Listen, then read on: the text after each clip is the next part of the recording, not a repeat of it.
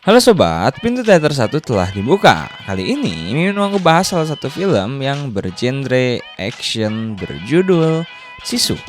Film ini berlatar belakang di Finlandia selama Perang Dunia Kedua.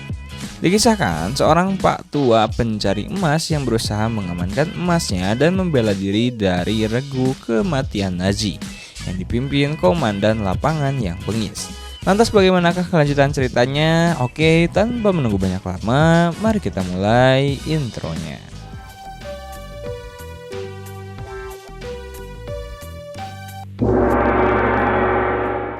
Scene diawali dengan memperlihatkan pada tahun 1944 di Lapland, Finlandia, di masa Perang Dunia Kedua. Nampak seorang pria memilih hidup tenang dari kecamuk perang. Dia bernama Korpi. Terlihat dirinya sedang berada di sebuah sungai melihat ada sebuah butiran emas hingga membuatnya sangat bahagia dan langsung menggali tanah di sekitaran sungai tersebut. Karena begitu yakin jika di sana terdapat bongkahan emas yang sangat banyak. Lalu saat dirinya beristirahat sejenak, terlihat banyaknya pesawat tempur melintas di atasnya. Namun sama sekali tak dihiraukannya. Meski begitu, Korpi sedikit penasaran dan melihat ke arah di mana tempat terjadi peperangan yang membuatnya sejenak mengingat sesuatu. Keesokan harinya Korpi melanjutkan untuk melanjutkan penggalian. Setelah beberapa hari dan galian itu semakin dalam, usaha Korpi pun menghasilkan karena benar saja di sana terdapat bongkahan emas yang terkubur menyatu dengan batu. Korpi pun begitu senang dan langsung mengemas setiap emas yang ia temukan tersebut.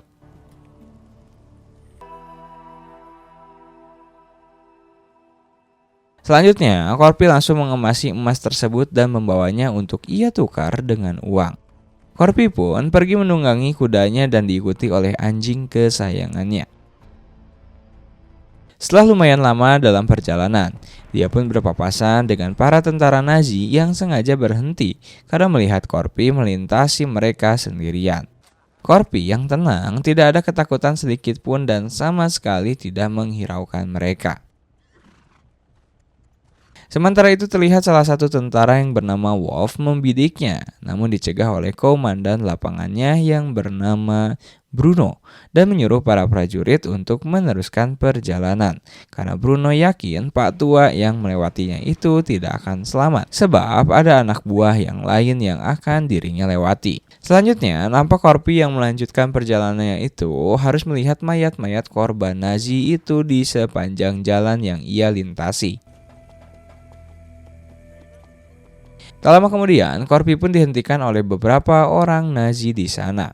Orang-orang itu menggeledah Korpi dan barang-barang yang ia bawa, hingga mereka menemukan emas dan berusaha untuk menggeledahnya. Korpi yang sadar mereka akan menyiksanya, lalu menyuruh anjingnya untuk bersembunyi.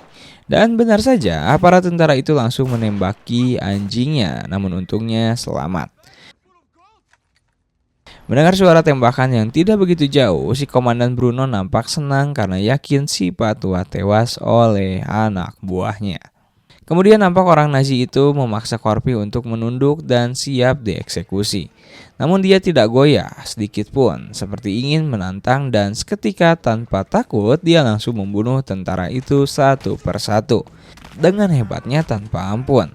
Setelah itu melanjutkan perjalanan.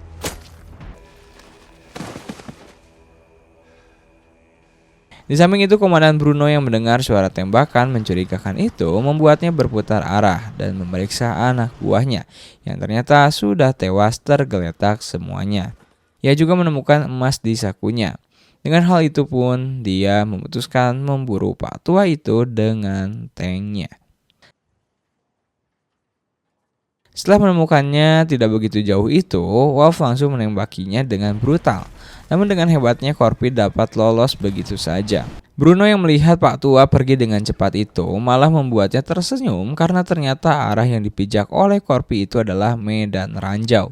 Dan benar saja kudanya menginjak salah satu ranjau hingga meledakkan kudanya tanpa berbentuk lagi. Sedangkan Corby terpental namun masih hidup dan menyadari bahwa di sana adalah medan ranjau. Corby pun bergegas membereskan emas yang sudah berserakan di sana. Namun tak lama kemudian pasukan Nazi di bawah pimpinan Bruno sudah ada di hadapannya untuk mengeksekusi. Tapi terlihat dengan mata tanpa takutnya, Corby langsung melempari ranjau-ranjau dengan batu, membuat sebuah ledakan dengan penuh asap. Atas komando Bruno, tentara Nazi pun langsung menembaki ke arah asap yang menutupi itu. Dan tanpa terlihat oleh mereka bahwa Corby berhasil menahan serangan tersebut.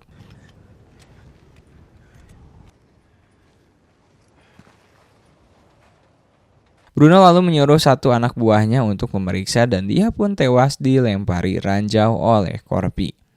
Bruno pun menyuruh kembali orang-orang lainnya untuk menyusur, namun lagi-lagi mereka tewas karena menginjak ranjau yang sebenarnya ditanam oleh mereka sendiri sebelumnya.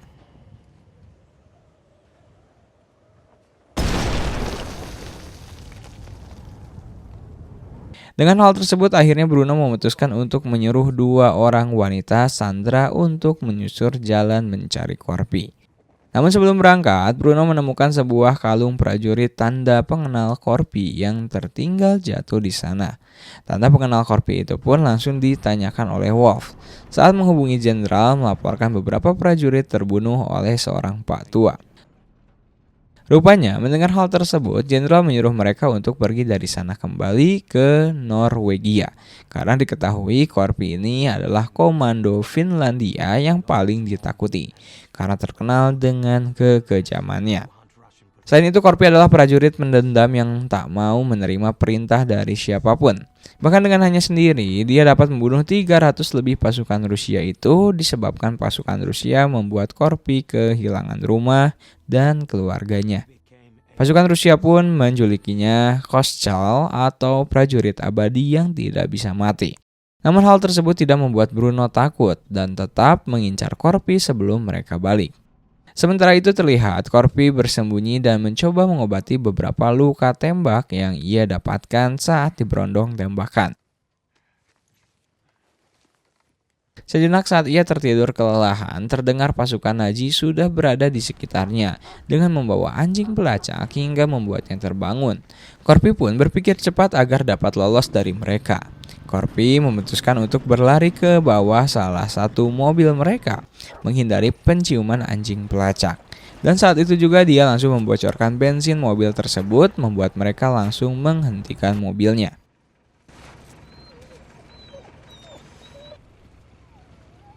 Corby pun langsung mencoba berlari dan langsung dikejar oleh para anjing pelacak yang sengaja dilepas. Corby yang dengan sigap membakar dirinya sendiri karena sudah terbalut bensin dan memutuskan melompat ke dalam danau untuk melarikan diri. Pasukan Nazi pun semua standby menunggu Corby. Ketika Corby mengambil nafas, Wolf pun langsung menembaknya hingga terlihat ada darah di air danau itu. Meyakini jika Corby sudah tertembak, Bruno menyuruh satu pasukan untuk menyelam mengambil emas yang dibawa Corby. Namun dengan hebatnya, Corby yang masih hidup itu langsung menghabisinya di dalam air.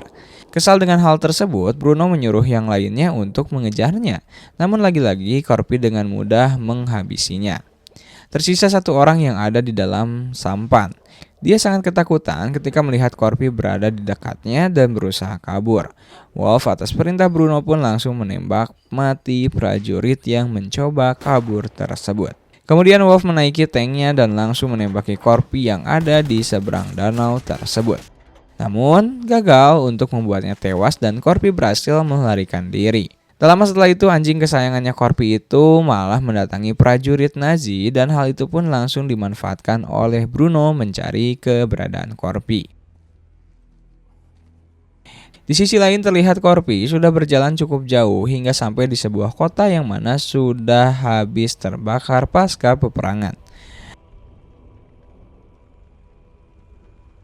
Corby lalu memutuskan untuk beristirahat di sebuah bangunan bekas reruntuhan.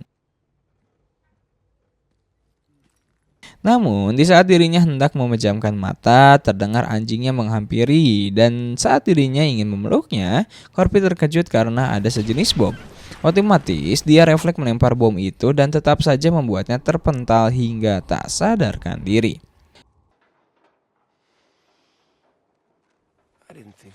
Beberapa saat kemudian, Bruno pun langsung menggantung Corpi sebagai pengeksekusian. Prajurit Nazi itu pun memberikan sebuah penghormatan sesama prajurit perang atas pengeksekusian Corpi. Tak lupa juga Bruno memberikan kalung prajurit milik Corpi dan mereka berlalu pergi membawa emas miliknya. Lalu ternyata Corpi hanya pura-pura mati. Ia pun berusaha untuk menginjak paku di tiang itu agar dapat bernapas, namun sangat sulit. Akhirnya, Corpi menusukkan luka di kakinya pada paku itu agar dirinya tetap hidup. Keesokan harinya, Corpi yang masih tergantung di tiang seolah terselamatkan saat ada pesawat Nazi yang datang, membuat tiang itu rubuh dan membuat dirinya terjatuh ke bawah. Salah satu dari mereka berdua memeriksa Corpi yang ternyata masih hidup. Dan saat ingin menghabisinya, Corpi pun refleks menyerang membuat Nazi itu tewas. Setelah itu dia juga membunuh yang satunya. Awalnya Corpi tidak ingin merampas kembali emas miliknya. Namun Corpi berubah pikiran dan ingin membalas dendam. Corpi pun mengobati dan menjahit semua luka yang ada di tubuhnya secara manual. Lalu bergegas pergi membawa pesawat dan menghadang rombongan pasukan Nazi. Bruno pun menyuruh Wolf untuk memeriksa pesawat itu yang ternyata pilotnya sudah tewas dalam keadaan terikat, yang membuat mereka sadar jika Corpi masih hidup dan sedang berusaha menyerang mereka. Tanpa pikir panjang, Bruno terlihat sedikit ketakutan dan menyuruh mereka semua untuk segera pergi melanjutkan perjalanan. Lalu di mobil seorang sandera wanita yang bernama Aino tiba-tiba tersenyum dan mengatakan pada dua orang Nazi jika Corpi pasti akan menghabisi mereka semua. Karena orang Finlandia tahu bahwa Corpi tidak akan menyerah dalam balas dendam. Dan tiba-tiba satu persatu orang Nazi itu pun tewas. Lalu Corpi memberikan senjata pada Aino sebagai tanda mereka harus bekerja sama dalam menghabisi seluruh pasukan Nazi tersebut. Hal itu dimulai dengan mengeksekusi sopir mobil Sandra dan Aino yang menyetir tanpa diketahui oleh mobil yang lain. Selanjutnya, Corpi melompat ke mobil tank baja untuk mencoba menerobos masuk, sedangkan Aino menyalip mobil prajurit dan para Sandra di belakang langsung membunuh para prajurit semuanya.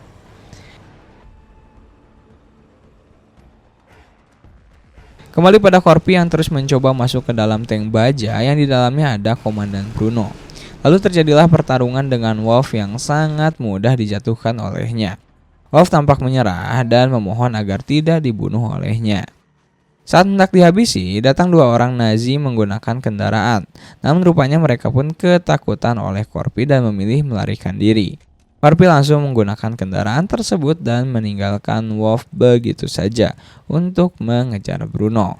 Dan ternyata datanglah para sandera wanita yang dipimpin Aino langsung membawa Wolf bersama mereka.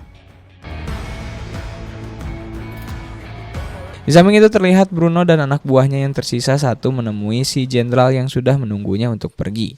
Tiba-tiba Bruno langsung membunuh anak buahnya itu karena pesawat yang dinaiki mereka hanya cukup 2 orang.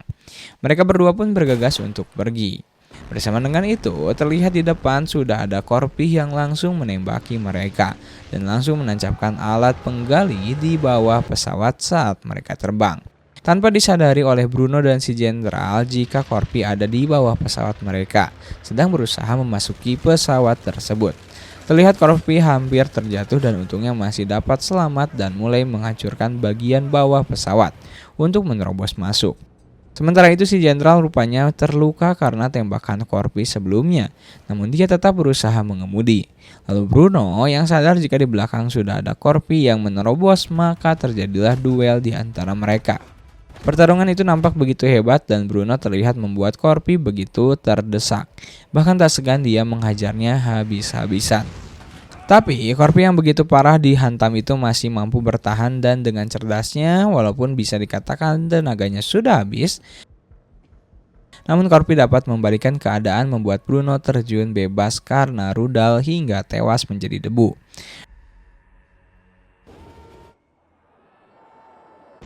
Namun permasalahan berlanjut saat Corby menyadari jika pesawat kehilangan kendali, yang mana ternyata si pilot sudah tewas dan pesawat akan meledak.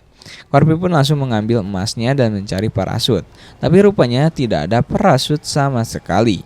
Dia pun memutuskan mengikat seluruh badannya dengan suatu sudut pesawat, dan tak lama pesawat itu pun terjun dengan kerasnya.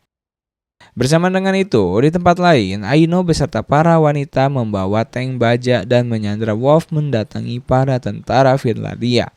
Aino melaporkan jika seluruh pasukan Nazi sudah tewas, dan yang tersisa hanya Wolf seorang. Kembali kepada Corby yang ternyata masih selamat. Dia keluar dari kubangan lumpur dengan membawa bongkahan emas miliknya, dan kemudian dirinya pergi ke kota. Sesampainya di kota, dia mendatangi bank yang membuat semua mata tertuju dengan kedatangannya dengan lusuh dan penuh luka. Corby pun langsung mengeluarkan semua emas miliknya dan meminta ditukar dengan uang yang banyak. Dan film pun tamat.